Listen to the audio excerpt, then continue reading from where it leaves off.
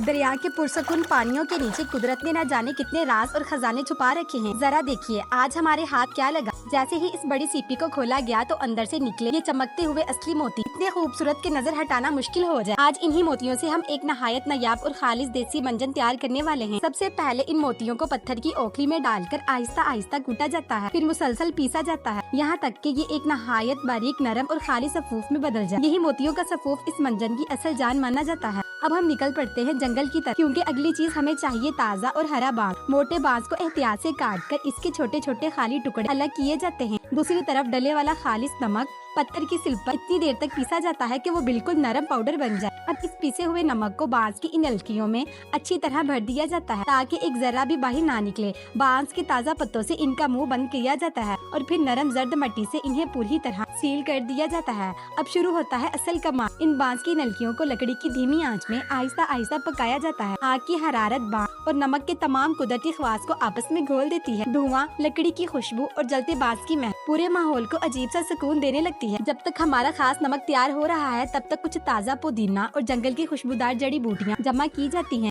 इन्हें सिलबट्टे पर आराम से पीसा जाता है, यहाँ तक कि एक खुशबूदार सबज सफूफ तैयार हो जाए। फिर बारीक छलनी से छानकर इसे नहायत नरम बना लिया जाता है। इतनी देर में आग में पका हुआ बांस वाला नमक भी तैयार हो चुका होता है। जलती हुई बैरूनी तह को चाकू से साफ किया जाता है। अंदर मौजूद नमक अब पत्थर की तरह सख्त हो चुका होता है, इसलिए इसे दोबारा कूट कर बारीक पाउडर बनाया जाता है। अब आ गया है इन तमाम कुदरती चीजों को एक साथ मिलाने।